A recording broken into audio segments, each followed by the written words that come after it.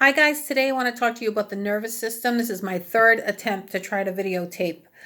I did make a slideshow, but I wanted to give you something to try to refer back to. So here we go. So the nervous system is a system that we often take for granted because it is really everything to ourselves. When our brain and our spinal cord are not working, we have major issues with functions of the body, and we take it for granted because we really just don't even appreciate it sometimes, all the things that it does for us. We wouldn't be breathing if it wasn't for our brain and our spinal cord. We wouldn't be feeling anything. We wouldn't feel emotions, any of those things. Okay. So the basic structural building block of the nervous system is called the neuron. And the neuron has a very specific shape to it. Okay, so one end you'll see in the slideshow, it has the cell body and it has these finger-like projections that come off of the cell body, and those are receptors for a signal coming into that neuron. Beyond that, there is a long shaft. Okay, the shaft is covered, and that is called the axon, which is covered with a sheath or a covering. If we think of the thermometers that we use at the nursing home, and that probe is covered with that little plastic elongated cover, that's called a sheath. So this long body of the neuron is called the axon, and it's covered with this myelin sheath, and it extends out to these terminal ends. So what happens is the dendrites receive the signal, it goes down the shaft very, very quickly, goes out the terminal ends, and then it gets sent to another neuron, and we have millions and millions of neurons. So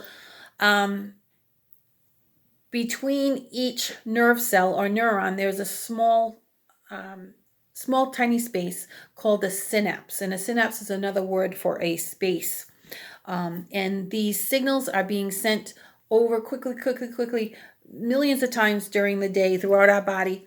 And if there's a problem with that myelin sheath, then there's going to be a problem with the signal. So that's what we see when we talk about, say, multiple sclerosis, a muscular problem where they're not moving quite as quickly, and they might have weakness. And that's all due to a deterioration of that myelin sheath.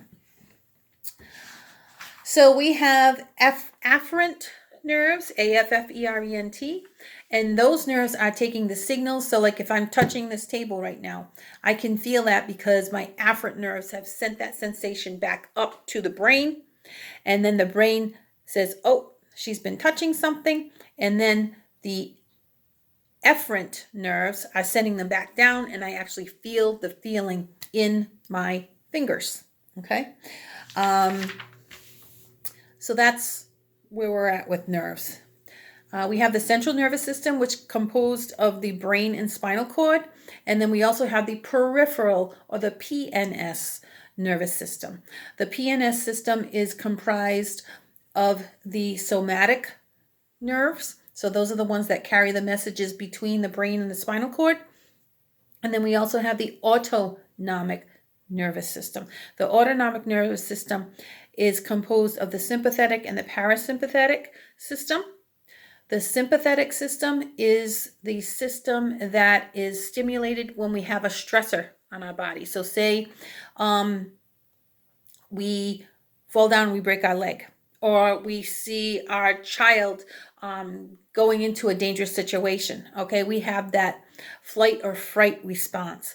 So the sympathetic nervous system gets stimulated, our heart rate goes up, our blood pressure goes up, our respirations go up. Okay, but on the other hand, our digestive system slows down because the body wants to conserve that energy and send the energy to the places that it needs to go. On the other hand, once that child has been saved, or you have your broken arm taken care of, your broken leg taken care of, then your body kind of lays back and goes back to its normal homeostasis. Okay, and that is when the parasympathetic system comes into play. Right, so the parasympathetic system slows those vital signs down, but it then pulls back up your digestive activity. Okay, so that's very important to understand. The autonomic nervous system is in charge of that fight or flight response. If it's stressed, it's the sympathetic. Okay, that begins with an S. And then on the other hand, when it slows back down, it's the parasympathetic system.